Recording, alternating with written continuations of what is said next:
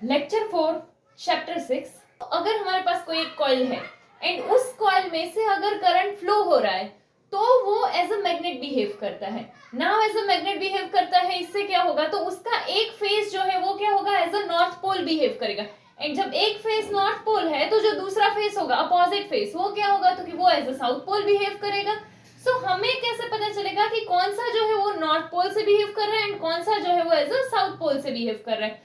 तो जब भी हमारे पास कोई भी एक क्लोज्ड करंट कैरिंग लूप है एंड अगर हम उसे नॉर्मली देखते हैं एंड हमें जो करंट फ्लो होता हुआ दिखाई दे रहा है, अगर वो करंट का डायरेक्शन क्लॉकवाइज हुआ तो फिर जो साइड होगी वो as a south pole behave कर रही होगी एंड उसकी जो अपोजिट साइड होगी वो as a north pole behave करेगी। यानी जैसे देखो यहाँ पे अगर आई है एंड यहाँ पे ये हमारे पास एक लूप है, अगर हम यहाँ से देखें तो क्या, तो कि करंट जो है वो ऐसे क्लॉकवाइज फ्लो होता हुआ दिखाई दे रहा है। सो क्लॉकवाइज वाला यानी कि वो कौन सा पोल होगा, साउथ पोल होगा। एंड अगर ये साउथ पोल है तो इसका जो दूसरा अपोजिट साइड और you can say opposite face होगा वो क्या होगा, तो कि वो as a north pole behave करेगा।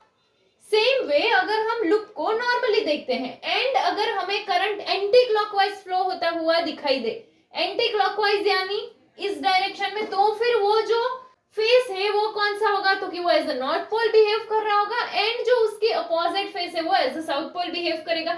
यानी कि यहाँ पर आई है, यहाँ से अगर हम लूप को देखते हैं तो ये जो हमें डायरेक्शन दिख रहा है करंट का वो कौन सा, तो कि ये डायरेक्शन है, तो ये डायरेक्शन यानी कि वो कौन सा होगा, नॉर्थ पोल होगा। एंड इसी की जो दूसरी साइड होगी और यू कैन से जो अपोजिट फेस होगा वो कैसे बिहेव करेगा, वो as a south pole behave करेगा।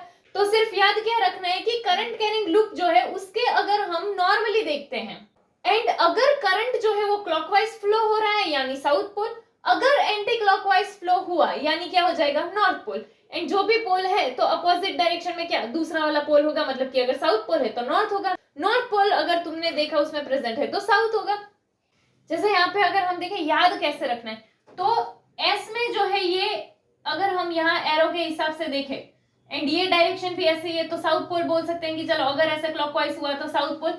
एंड नॉर्थ में क्या होता है, तो कि ऐसे एन लिखे अगर, तो यहाँ से ये एरो एंड यहाँ से ये एरो होता है, यानी कि ये कौन सा, तो कि ये जो है एंटी क्लॉकवाइज के हिसाब से आ जाएगा। या फिर डायरेक्टली याद रख लो, एंटी क्लॉकवाइज जो है वो नॉर्थ पोल दिखाएगा, क्लॉकवाइज जो है वो साउथ पोल दिखाएगा एंड इसकी जो अपोजिट फेस होगी वो दूसरा वाला पोल दिखाएगी। जैसे इसमें यहाँ पर क्लॉकवाइज दिख रहा है यानी ये साउथ पोल है, तो इसका जो दूसरा फेस होगा वहां पर क्या होगा, नॉर्थ पोल होगा। यहाँ पर एंटी क्लॉकवाइज है तो ये नॉर्थ पोल है, तो इसका जो दूसरा फेस होगा वहां पर क्या होगा, साउथ पोल होगा। Next, Lenz law. अब तक हमने जो देखा था उसमें क्या था, तो कि चेंजिंग मैग्नेटिक फ्लक्स जो है उससे ईएमएफ इंड्यूस होता है एंड इंड्यूस्ड ईएमएफ से करंट प्रोड्यूस होता है। सो इस लॉ के अकॉर्डिंग क्या है कि जो चेंजिंग मैग्नेटिक फ्लक्स की वजह से ईएमएफ इंड्यूस होता है, तो इस इंड्यूस्ड ईएमएफ की वजह से जो करंट प्रोड्यूस हुआ है वो चेंजिंग मैग्नेटिक फ्लक्स का ही अपोज करता है। सी शुरुआत कहां से हुई थी, चेंजिंग मैग्नेटिक फ्लक्स से, कि उससे ईएमएफ इंड्यूस हुआ एंड करंट प्रोड्यूस हुआ। बट इस लॉ के अकॉर्डिंग क्या है कि ये जो करंट प्रोड्यूस हुआ है वो चेंजिंग मैग्नेटिक फ्लक्स का ही अपोज करता है। एंड इस चीज को अगर हम देखें तो हम इक्वेशन के हिसाब से भी देख सकते हैं, epsilon equals to minus d phi by d t. यानी कि यहाँ पर पॉइंट क्या है, तो कि जो चेंजिंग मैग्नेटिक फ्लक्स की वजह से करंट प्रोड्यूस हुआ है तो ये करंट जो है वो चेंजिंग मैग्नेटिक फ्लक्स का ही अपोज करता है। यहाँ बार मैग्नेट है एंड बार मैग्नेट के नॉर्थ पोल को कॉइल की साइड रखा हुआ है एंड अगर हम ये बार मैग्नेट को कॉइल की साइड मूव करते हैं तो ये नॉर्थ पोल जो है वो यहाँ ऐसे जाएगा। तो यहाँ पर बार मैग्नेट को जब हम ऐसे लेकर जाएंगे तो उसकी वजह से क्या होगा, तो कि मैग्नेटिक फ्लक्स जो होगा कॉइल का वो क्या होगा, इंक्रीज होगा एंड इसकी वजह से ये कॉइल में करंट इंड्यूस होगा। नाउ ये जो करंट इंड्यूस हुआ है वो ऐसा होगा कि वो ये जो इंक्रीज होता हुआ फ्लक्स है उसका अपोज करे। यहाँ स्टार्टिंग में हमने वही देखा था, वो क्या था, तो कि चेंजिंग मैग्नेटिक फ्लक्स से जो करंट प्रोड्यूस हुआ है वो करंट चेंजिंग मैग्नेटिक फ्लक्स का अपोज करता है। तो यहाँ पर वही हुआ कि करंट का डायरेक्शन जो है वो ऐसा होगा कि जिससे वो ये जो इंक्रीज होता हुआ मैग्नेटिक फ्लक्स है उसका अपोज करेगा। ना यहाँ पर कि ये इंक्रीजिंग मैग्नेटिक फ्लक्स का अगर अपोज करना है तो क्या होना चाहिए, तो ये चीज सिर्फ तभी पॉसिबल है जब यहाँ दोनों जगह पर क्या हो, लाइक पोल्स हो। यानी कि यहाँ पर अगर नॉर्थ पोल है तो ये कॉइल में भी, कॉइल जब एज अ मैग्नेट बिहेव करता है तो यहाँ पर ये साइड पर भी नॉर्थ पोल होना चाहिए। तो अगर यहाँ पर नॉर्थ पोल है एंड यहाँ पर नॉर्थ पोल है तो लाइक चार्जेस हो जाएंगे। तो अगर लाइक पोल्स हुए तो मैग्नेटिक फ्लक्स जो है वो इंक्रीज नहीं होगा। बट इसके लिए यहाँ पर नॉर्थ पोल आना चाहिए। अभी नॉर्थ पोल जो है वो हमने क्या देखा था कि जब हम ऑब्जर्व करेंगे तो अगर हमें करंट का जो डायरेक्शन है वो एंटी क्लॉकवाइज मिलता है तो फिर वहां पर क्या होगा, तो कि वो एज अ नॉर्थ पोल होगा, ऐसा हमने देखा था। तो यहाँ पे नॉर्थ पोल, अगर हम ये मैग्नेट के इस साइड से कॉइल को ऑब्जर्व करेंगे एंड यहाँ पर एंटी क्लॉकवाइज करंट आ गया, इसका मतलब क्या होगा कि कॉइल का ये जो फेस है वो as a north pole behave कर रहा होगा। तो ये भी नॉर्थ पोल एंड ये भी नॉर्थ पोल, तो इसीलिए जो मैग्नेटिक फ्लक्स था वो इंक्रीज नहीं होगा। सो यहाँ पर क्या होगा, तो कि ये north pole and north pole ये दोनों क्या हो जाएंगे, तो कि लाइक पोल्स हो जाएंगे।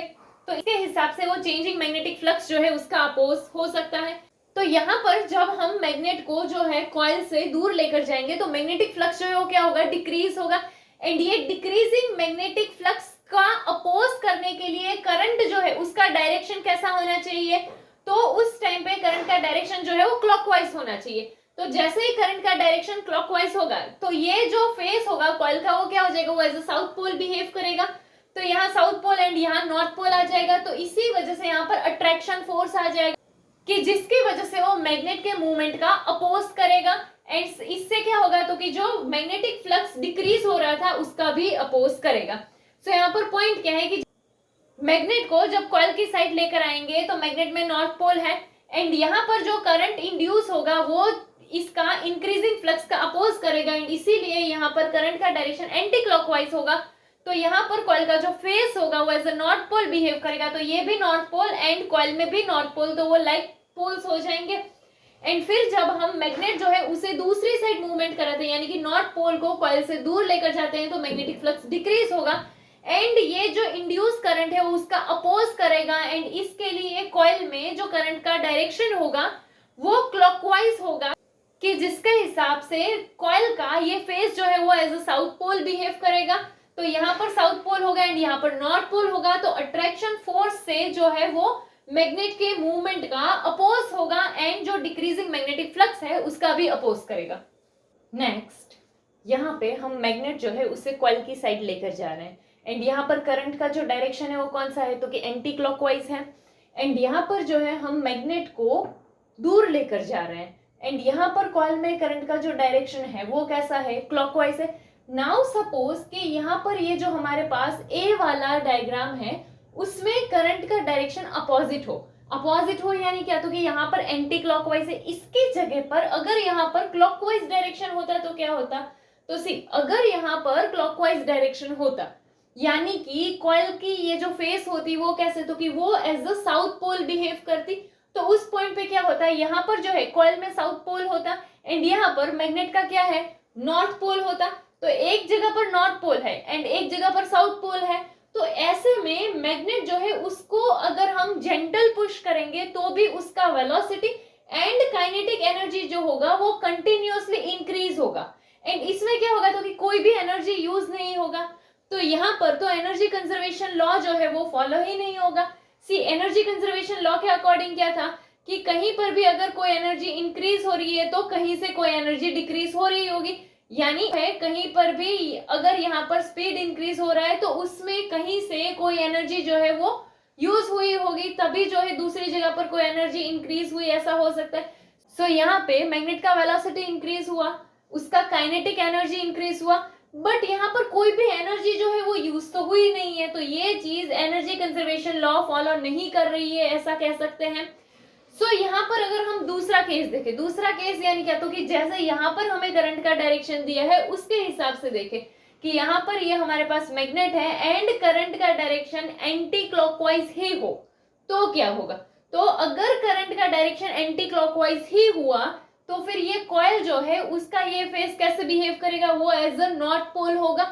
एंड यहाँ पर अगर नॉर्थ पोल है एंड यहाँ पर भी नॉर्थ पोल है तो दोनों क्या हो जाएंगे, तो कि दोनों ही जो है वो लाइक पोल्स हो जाएंगे एंड इसीलिए यहाँ पर जो है रिपल्सिव फोर्स देखने को मिलेगा।